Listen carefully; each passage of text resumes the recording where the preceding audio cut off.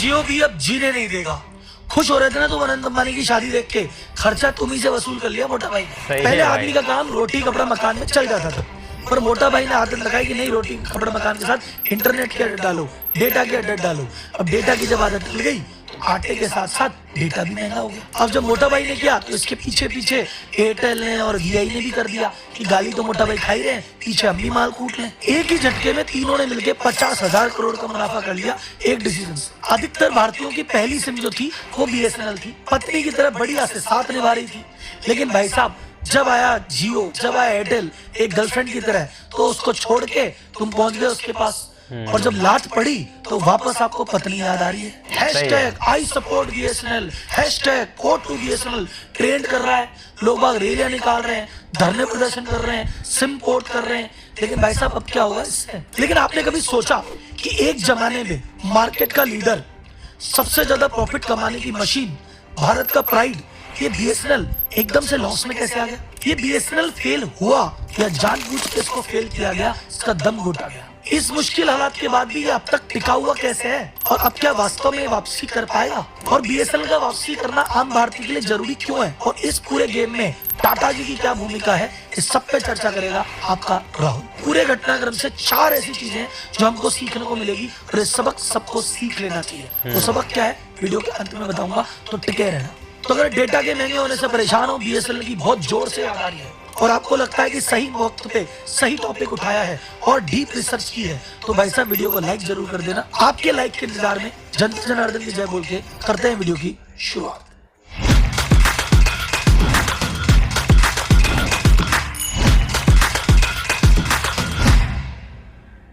सबसे पहले शुरू करते हैं बीएसएनएल की शुरुआत कैसे हुई। बीएसएनएल की फुल फॉर्म है भारत संचार निगम लिमिटेड। कुछ लोग मजाक में कहते हैं भाई साहब नहीं लगेगा, वो उसकी नहीं है, वो मीम है। इसकी शुरुआत हुई थी अक्टूबर 2000 में। पर्पस सिंपल सा था, देश के कोने कोने तक कनेक्टिविटी पहुंचा दो, आम आदमी आपस में कम्युनिकेशन कर पाए, और भाई साहब ये जो सुविधा है ये सस्ती हो। इस उद्देश्य के साथ बीएसएनएल बाजार में आया, क्योंकि उस समय प्राइवेट कंपनियां पहले ही कम थी, और जो थी वो कहती थी कि भैया हमारा फायदा तो शहर में है, क्योंकि शहर में काम भी आसान है और पैसा भी मोटा है। और गांव जाएंगे तो गांव में यार इतनी दूर कौन जाए, इतनी मेहनत कौन करे, और गांव वाले तो यार ज्यादा पैसा भी नहीं देते। प्राइवेट कंपनियों को तो चाहिए प्रॉफिट, तो वो तो दूर गई नहीं। लेकिन बीएसएनएल तो सरकारी कंपनी है, उनको तो जनता की सोचनी थी। तो जिसका कोई नहीं उसका बीएसएनएल था, तो बीएसएनएल गई दूर दराज गाँव में, पहाड़ों में, रिमोट एरिया में, और वहां पे अपना संपर्क स्थापित किया। अब यूं तो बीएसएनएल को प्रॉफिट से लेना देना नहीं था, और बाकी की तुलना में सबसे कम रेट पे भी दे रही थी, लेकिन उसके बाद भी पहले साल ही जबरदस्त प्रॉफिट किया। और 2001 से लेकर 2008 तक 8 सालों में एक भी बार लॉस में नहीं गई,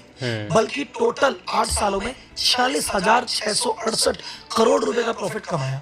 ये दूध देने वाली गाय थी भारत सरकार के लिए। एक समय ऐसा था सन 2004-05 में 10,000 करोड़ का प्रॉफिट सिंगल ईयर में कमाया था। ये बात उस जमाने की है जब बीएसएनएल डोमिनेट किया करता था, 70% मार्केट शेयर था, और ये एयरसेल, डोकोमो, आइडिया फाइडिया चड्डी में घुमा करते थे। तो भाई साहब जब कोई चीज गवर्नमेंट का खजाना भरने लग जाती है और पैसा देने लग जाती है, तब आता है लालच, और फिर चालू हुआ बीएसएनएल का डाउनफॉल। इसके 4 कारण थे, एक एक करके समझते हैं। पहला कारण 2007 के आसपास सुगबुगाहट हुई कि भैया जो उस समय के टेलीकॉम मिनिस्टर हैं दयानिधि मारन, उनसे सीबीआई पूछताछ कर रही है।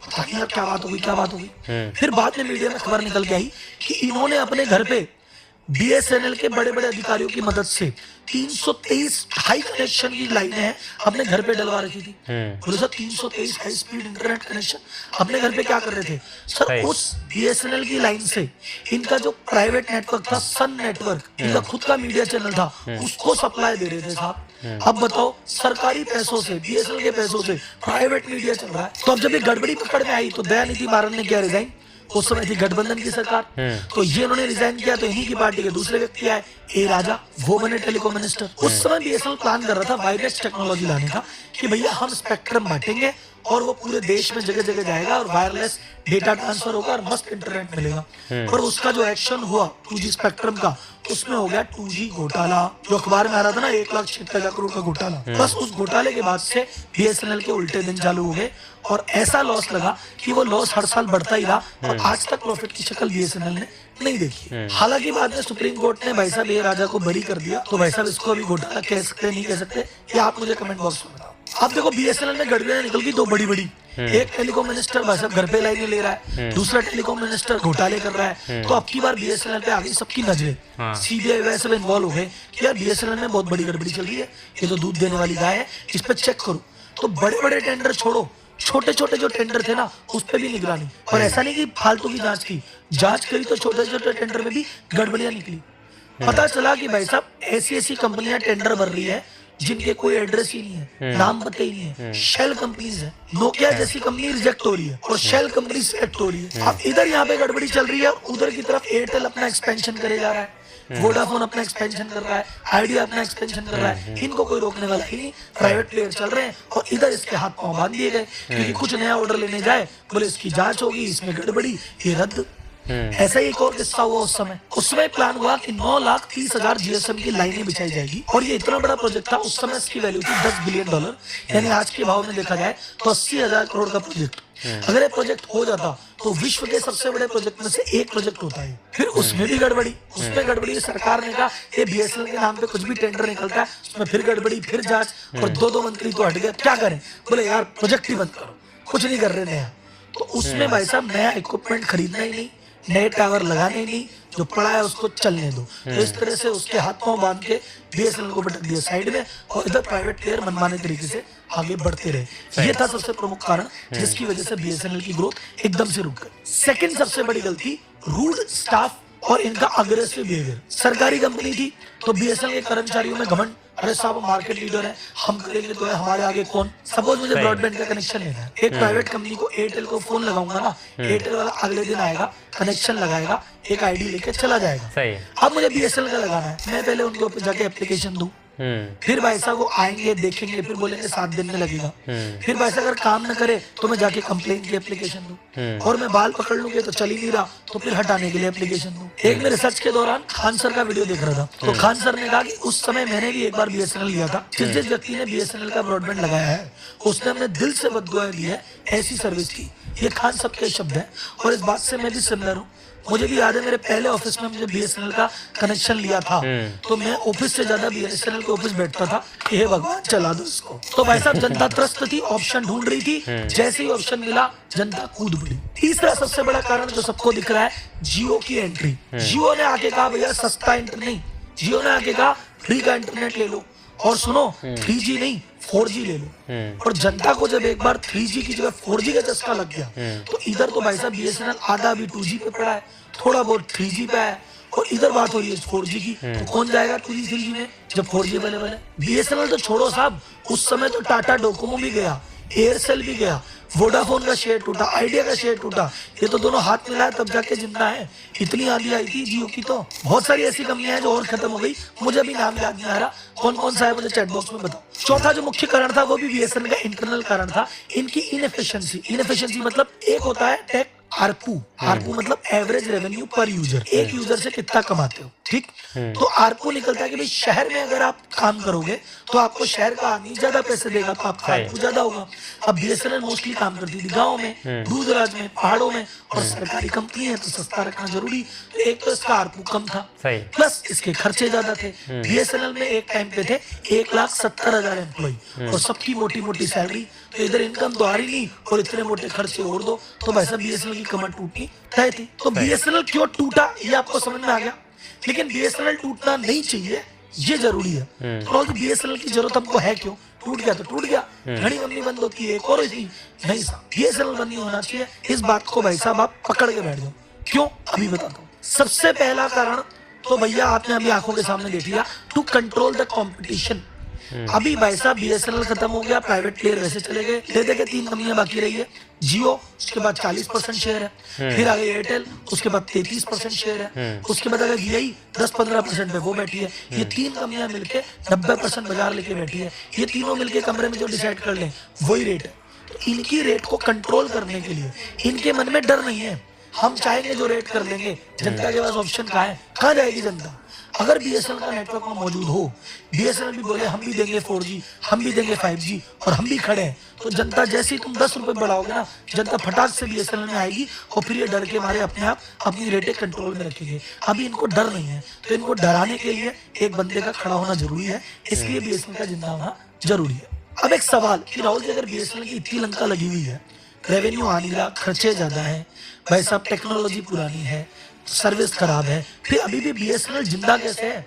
जब डोकोमो खत्म हो गया, एयरसेल खत्म हो गया, तो बीएसएनएल को भी खत्म हो जाना चाहिए। इसके दो कारण है खत्म क्यों नहीं हुआ। पहला कारण भाई साहब, दुआओं ने बचा लिया, क्योंकि बीएसएनएल ने ऐसे गांव में, ऐसे डाणियों में, ऐसे पहाड़ों में कनेक्शन लगा रखा है कि जहाँ पे ना अभी तक जियो एयरटेल गए हैं, ना ये जाने की सोच रहे हैं अगले 5 साल में, बोले इतनी दूर हम ना जाए, और वहां बीएसएनएल पहुंच गया था उनकी सुविधा देने के लिए। तो भाई साहब वहां कोई है ही नहीं, तो बीएसएनएल की वो सिम तो कभी बंद नहीं होगी, तो इसलिए एक तो खड़ा रहा। दूसरा कारण है बीएसएनएल सरकारी कंपनी, इसको मिलती है सरकार की बैसाखी, तो मोदी सरकार फंड पे फंड रिलीज करे जा रही है। सरकारी एम्प्लॉय बीएसएनएल के तनख्वाह तो सरकार देगी, रेंट सरकार चुकाएगी, और इन लोगों को इनके टावर के खर्चे निभाएगी। तो सरकार की बैसाखी से इनका काम चल रहा है, और थोड़ा बहुत चल रहा है दुआओं से। अब सबसे बड़ा सवाल जिसका शायद आप इंतजार कर रहे हैं कि राहुल जी, ये बात बताओ, ये बीएसएनएल बाउंस बैक करेगा कि नहीं करेगा, ये वापस आएगा कि नहीं आएगा? तो सर जी, इसका जवाब है आपकी उम्मीदों को बल देते हुए, हाँ, ये वापस आ सकता है, और 4 कारण हैं जिसकी वजह से मुझे लगता है आ जाएगा। पहला कारण है भाई साहब, करंट गवर्नमेंट। मोदी जी पिछले 5-6 सालों में 3 लाख करोड़ से ज्यादा का फंड बीएसएनएल के रिवाइवल के लिए रिलीज कर चुके हैं। ये सरकार को पता है कि भाई साहब चाहे डुबाया किसी ने भी हो, अगर हमारी निगरानी में बीएसएनएल बंद हो गया तो ये जनता माफ नहीं करेगी। तो भाई साहब कुछ भी हो, कैसे भी हो, बीएसएनएल को जिंदा रखना जरूरी है, तो सरकार का साथ तो है। दूसरा जो मुझे सबसे बड़ा भरोसा है, वो इस सरकार से और मोदी जी भी बड़ा भरोसा है, वो है टाटा का भरोसा। जहां मोटा भाई ने और एयरटेल ने 5G लॉन्च कर दिया है, 5G की टेस्टिंग लग रही है, वो कह रहा है 3-6 महीने में 5G कर देंगे सब जगह। उधर भाई साहब बीएसएनएल अभी कह रहा है हम तो 4G की तैयारी कर रहे हैं। तो 2024 का टारगेट है कि हम तो 4G लगाएंगे, और 2025 में इसको 5G कर देंगे। अब अगर कोई भी बीएसएनएल का व्यक्ति मुझे कहे कि हम तो 2024 में तो 4G करेंगे और 25 में 5G करेंगे, मैं इनकी बात मानू ही ना। लेकिन भाई साहब, इस काम का जो ठेका दिया गया है, वो दिया गया है रतन टाटा जी की कंपनी टीसीएस को। 15,000 करोड़ का कॉन्ट्रैक्ट टीसीएस को दिया गया है, और जब टीसीएस ये कहती है कि हम जिम्मेदारी लेते हैं, 2024 तक लगा देंगे सब जगह, और हार्डवेयर वही रहेगा, सॉफ्टवेयर में जरा सा अपडेट करोगे 4G ही 5G हो जाएगा, तो मुझे टाटा का भरोसा है कि भाई साहब टाटा कर देगी। तो अगर आपको भी लगता है कि यार टाटा का भरोसा है, तो एक हैशटैग चलाते हैं आप लोग, देखते हैं आप और मैं में कितना दम है। हैशटैग टाटा का बीएसएनएल, तो देखते हैं साहब टाटा को और बीएसएनएल को अपना कितना समर्थन है, क्योंकि आवाज तो उठानी पड़ेगी। अगर आपने आज आवाज नहीं उठाई तो फिर ये जियो का जो आज डेटा है, कल रेट डबल भी हो जाएगी, कर क्या लेंगे। तीसरा कारण है एफिशिएंसी। एफिशिएंसी मतलब गवर्नमेंट को समझ में आ गया 1,70,000 जो आदमी है, इसका बोझा हम नहीं उठा पाएंगे, तो उन्होंने वीआरएस की स्कीम निकाली है। तो बहुत सारे ऐसे व्यक्ति जो उस समय के थे, जो आपको रूड बिहेवियर लग रहा है, बहुत सारे ऐसे लोग उस समय के रिटायर हो गए। बहुत सारे ऐसे लोग हैं जिनको पकड़ के सरकार ने वीआरएस दे दिया। अभी जो नई भर्ती हुई है, वो भाई साहब इस गलती से सीख चुके हैं कि भाई साहब क्योंकि लॉस में गई, इतने लोगों को वीआरएस लेना पड़ा, तो अब शायद इनको अक्ल ठिकाने आ गई है, और अब वो रूड बिहेवियर नहीं देखने को मिलेगा, और शायद अब एफिशिएंसी से काम करने लगे।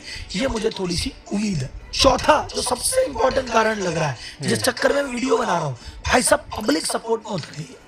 पब्लिक पहले बीएसएनएल को इग्नोर करके बैठी थी, और भाई साहब फ्री के लालच में जियो के पास घुस गई थी, एयरटेल के पास घुस गई थी। अब इनको जब लात पड़ी है, तो इनको समझ में आ गया कि प्राइवेट प्लेयर किसी के साथ नहीं है, निहाल तो भैया बीएसएनएल ही करेगा। तो एक गुस्सा आ गया है जियो के प्रति, एयरटेल के प्रति, लोग बाग कोट कर रहे हैं, लोग बाग दूर जा रहे हैं, एक मन में खटास सी है। और जैसे पहले बीएसएनएल का ऑप्शन ढूंढ रहे थे कि बीएसएनएल से दुखी है, कोई और मिले तो जाए, अब इनका ऑप्शन ढूंढ रहे हैं। तो अगर भाई साहब अब बीएसएनएल मौके पे चौका लगा गया, तो एक बार में पूरा मार्केट शेयर खींच लिया है। जैसे भी बीएसएनएल ने एक प्लान लॉन्च किया है, 1515 रुपए में साल भर का प्लान। लो बताओ, ऐसा प्लान अवेलेबिलिटी है किसी भी कंप्यूटर के पास। अब इसके चक्कर में बहुत सारी पोर्टिंग हो सकती है। दोस्तों, अगर बीएसएनएल रिवाइव कर गया तो फ्यूचर क्या होगा? फ्यूचर में या तो जियो को और एयरटेल को अपनी रेट गिरानी पड़ेगी, और अगर नहीं भी गिराई तो भविष्य में अगले 2-5 साल तक बढ़ाने की तो